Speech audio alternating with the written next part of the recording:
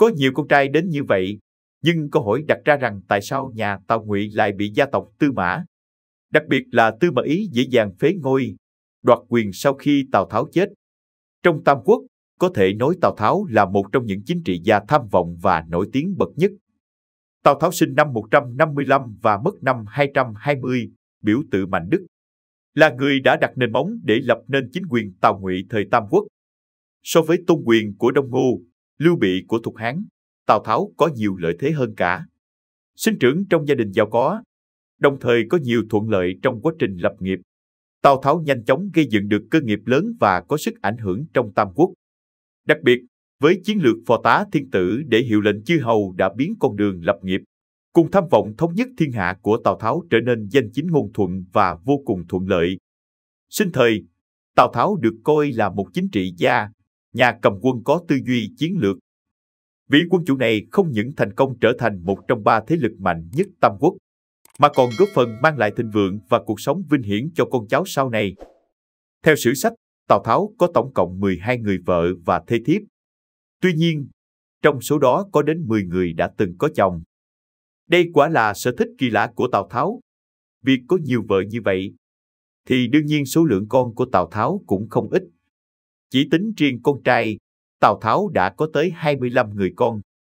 Có nhiều con trai đến như vậy, nhưng câu hỏi đặt ra rằng, tại sao nhà Tào Ngụy lại bị gia tộc Tư Mã, đặc biệt là Tư Mã Ý dễ dàng đoạt quyền? Để có được cơ nghiệp của Tào Ngụy, có thể thấy rằng, đó là cả một quá trình nỗ lực rất lớn của Tào gia, đứng đầu là Tào Tháo. Nhưng cuối cùng cơ nghiệp này lại bị Tư Mã Ý đoạt quyền vào phút cuối. Tào Tháo là người rất biết nhìn người và sử dụng nhân tài. Chẳng lẽ vị quân chủ này không nhìn ra con người của Tư Mã Ý?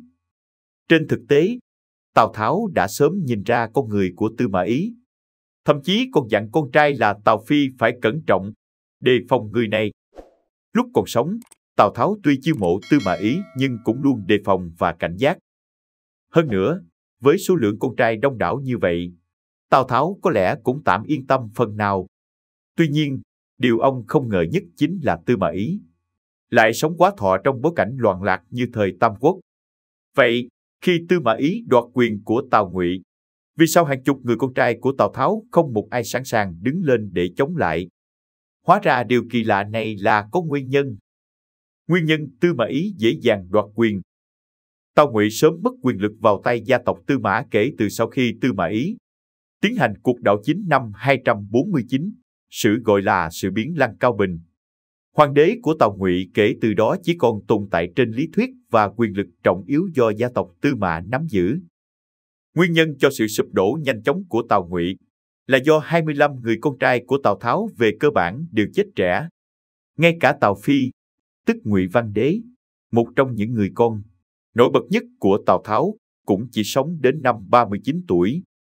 Tư Mã Ý cả đời ẩn nhẫn, cuối cùng thành công đoạt quyền từ tay nhà Tào Ngụy. Mặc dù có sự tin tưởng Tư Mã Ý, nhưng trong thời kỳ trị vì của Tào Phi, binh quyền đều nằm trong tay vị hoàng đế đầu tiên của nhà Tào Ngụy.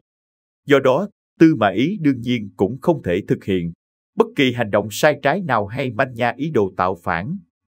Những người con trai khác của Tào Tháo cũng đều đoản thọ. Tào Thực, người con nổi tiếng tài hoa của Tào Tháo, cũng chỉ sống tới năm 41 tuổi. Sau đó, đến thời Tào Duệ, tức Tào Ngụy Minh Đế, con trai Tào Phi, cũng đoản mệnh. Tào Duệ chỉ trị vì tổng cộng 13 năm và cũng là vị hoàng đế cuối cùng của Tào Ngụy nắm được thực quyền trong tay. Sau cùng, Tào Phương lên ngôi nhưng không đủ năng lực để áp chế Tư Mã Ý.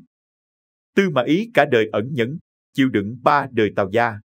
Đến khi Tào Phương lên ngôi, vị mưu sĩ này mới dần bộc lộ tham vọng quyền lực. Điểm yếu của con cháu Tào Tháo chính là đoản thọ. Ngược lại, tuổi thọ cao lại là ưu điểm hiếm có của Tư Mã Ý. Không những có tài thao lược, ẩn nhẫn, sức chịu đựng cao, Tư Mã Ý thành công vượt qua sự đề phòng của Tào Tháo, Tào Phi, Tào Phương, và cuối cùng lật ngược tình thế bằng một cuộc chính biến ngoạn mục khi đã bước sang tuổi 70. Ngoài ra, gia tộc Tư Mã cũng nổi tiếng là có nhiều nhân tài, thực lực rất mạnh. Do đó, nền tảng quyền lực do Tư Mã Ý tạo ra ban đầu trở thành bước đệm quan trọng cho con cháu sau này soán ngôi nhà Tào Ngụy, lập nên nhà Tấn, thống nhất Tam Quốc. Video của chúng tôi đến đây là kết thúc. Cảm ơn tất cả các bạn đã quan tâm tới xe hay V88 và theo dõi video của chúng tôi.